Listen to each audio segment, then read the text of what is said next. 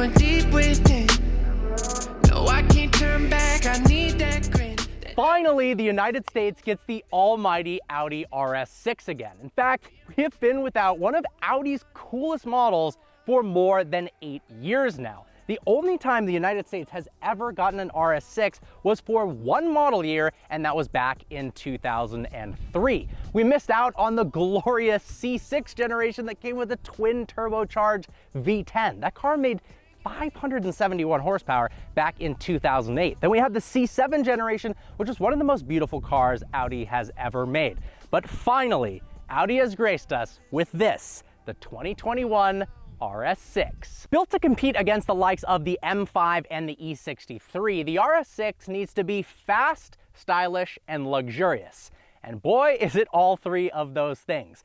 Under the hood of the RS6 is a 4-liter twin turbocharged V8 that makes 591 horsepower and 590 pound-feet of torque. That's mated to a ZF 8-speed automatic transmission, and power is sent to all 4 wheels. Now, unlike the M5 and E63 that have a variable all-wheel drive system that can turn off the front drivetrain and run completely rear-wheel drive, this is permanently all-wheel drive. Now, despite the fact that it weighs nearly 5,000 pounds, a good 500 pounds more than the E63 or M5, it's still capable of sprinting from 0 to 60 miles an hour in 3.5 seconds.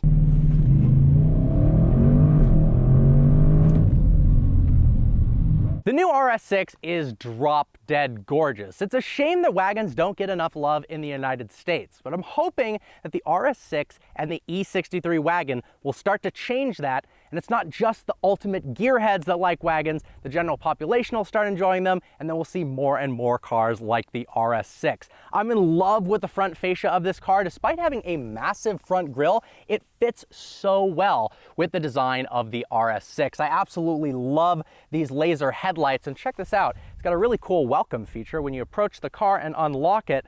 I love this animated effect on the daytime running lights. There's 2 different exterior package options for the RS6. There's the cheaper black optics package, which gives black accents throughout the exterior, as well as bigger 22-inch wheels, and the more expensive $6,350 carbon optics package, which is fitted on this car. Definitely the option to go for. You get carbon fiber on the mirror caps, carbon fiber side skirts, a beautiful carbon fiber diffuser, nice carbon front splitter, and those little side vanes in carbon fiber as well. And of course, you get those 5-spoke 22-inch wheels that look phenomenal. The upgraded wheels on the RS6 are honestly so good looking, there is absolutely no reason to go aftermarket with this car. I mean, look at the ride height on this thing. It's completely stock, and it looks like it's absolutely slammed to the ground. The wheel gap is unbelievably impressive. But what's more impressive is what is behind these wheels. For $8,500, you get the optional carbon ceramic brakes. But interestingly enough, you actually need to buy the carbon ceramic brakes to unlock the full top speed capability of the RS6. If you don't have the brakes, the top speed is 155 miles an hour. If you have them, it goes 190 miles an hour. At first I thought that doesn't make any sense. Why would you attach the brakes to the top speed? But then I started thinking, if you gotta hit the brakes at 190 miles an hour, you want the best stopping power possible. Although the carbon ceramics don't actually help the car stop better, they just help with brake fade when you're going around the track, lap after lap after lap. These brakes are the world's largest brakes to ever be fitted on any production car. They're straight off of the Lamborghini Urus SUV and put onto the RS6 Avant. You've heard of 4-piston brakes, you've heard of 6-piston brakes, but the front brakes on this are 10 pistons. How crazy is that? 285 section tires all the way around. We've got a square setup.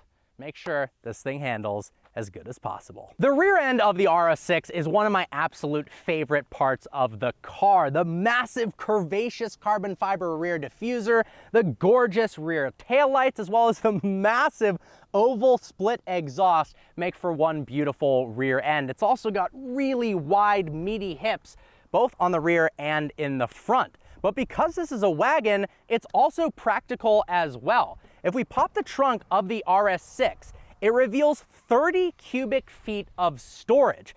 That's the same amount of storage as the Q8 SUV. And if you drop the rear seats, you get up to 60 cubic feet of storage.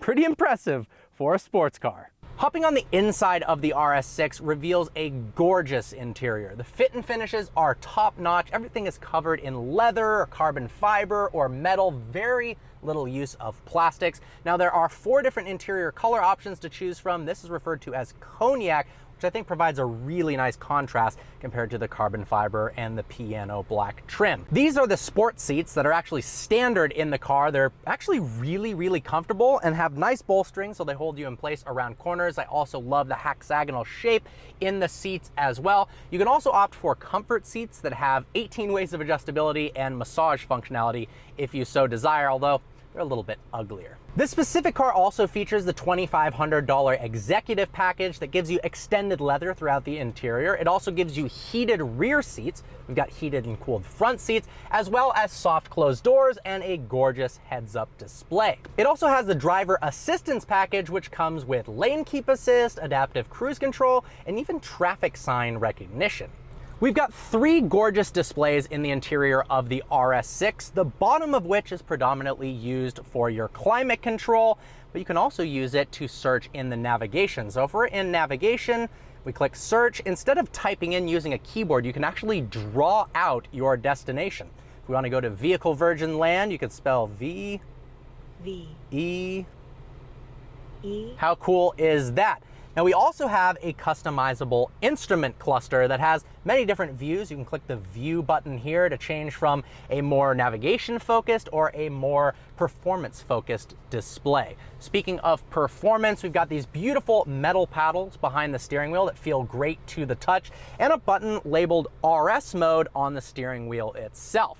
Like the BMW M5 that has M1 and M2, the RS mode is a customizable button that makes it much easier to instantly set your presets. So if we click RS mode right now, up on the screen, the tachometer changes to this really cool vertical display. If we click it again, that's essentially like M2 mode that puts it into RS2 mode. Now, those are customizable by going into the drive select mode here. So we've got this little toggle down here. You can toggle between comfort, auto, and dynamic, or we can customize the individual RS modes right there. Everything from drive mode, balanced or sport, suspension, steering, engine sound, and even the Quattro Sport differential. I'm a big fan of this RS monitor, so this actually shows you with really cool graphics the temperature of the engine, the transmission, the sport differential, and your brakes, so you know if you're up to temp and you can start pushing the car. It makes it so you don't end up pushing your RS6 too early. The back of the RS6 is also a nice place to be. We have tons of legroom and tons of headroom. You even have your own personalized sunroof for the rear that's different than the one in the front. You got nice creature comforts, dual zone climate control, so the left rear passenger can have a different temperature than the right rear passenger. We've also got 2 different USB-C charging ports, as well as your typical cigarette lighter outlet. You can fit 3 people back here, but it's definitely more comfortable if you just have 2 people. Notice they almost have sort of pseudo bucket seats in the rear with this nice thick bolstering. This comes down, you've got some chintzy little plastic cup holders, but overall, it's a nice place to be. All right, let's take it for a spin, shall we? Behind the wheel of the Audi RS6 now, and I gotta say, the most surprising thing about this car is how comfortable it is to drive. It is leaps and bounds more comfortable than the E63. Now, the M5 is more comfortable than the E63, but even this makes the M5 feel like some sort of rigid Porsche. It is unbelievable how well the suspension soaks up bumps when in comfort mode. It's also unbelievably isolated from the surrounding environment. It feels like a true luxury car. When you're just driving it down the road, honestly, feels like you're in something like an S8, this really relaxing, comfortable, luxurious sedan. The visibility is fantastic. The steering is nice and light. It's really easy to drive. Anyone could get behind the wheel of the RS6 in comfort mode and just cruise along and commute in this car. So if you're looking for a daily driver, in terms of comfort, this does win compared to the M5 and the E63. No doubt about it. But this is an RS6. It's about performance. So let's go ahead and flick it into RS mode and have a little bit of fun, shall we? All right, here we go. This thing is quick. There's honestly almost zero perceptible turbo lag in this RS6. Now you'd expect, given the fact that it's all-wheel drive and weighs nearly 5,000 pounds, that it would understeer, but honestly, the balance in this car is fantastic.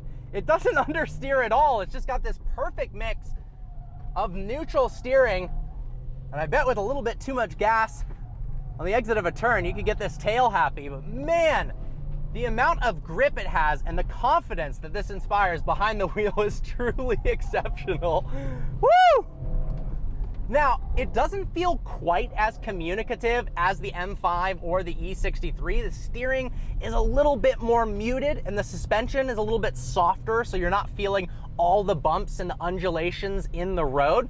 Now, that could be a positive or a negative. If you're looking for something that's really, really engaging to drive, I'd say opt for the M5 competition or the E63. But if you're looking for that perfect blend of comfort, style, and performance, the RS6 is hard to beat. Now, despite the fact that it has that soft rev limiter at idle, when you're stationary revving it, yeah, it doesn't sound very good. But behind the wheel of the RS6, it actually does sound really, really good. It actually penetrates into the cabin more than I was expecting. It's so isolated in here, it is a difficult job to get nice exhaust notes to penetrate into the cabin, but they've done so unbelievably well.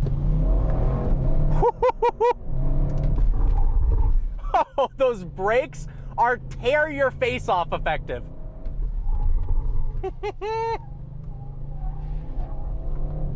Oh man, this thing is fun to drive.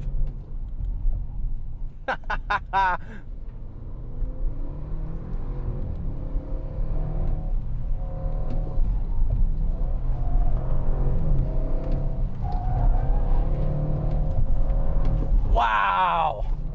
Audi, you did an amazing job with the RS6.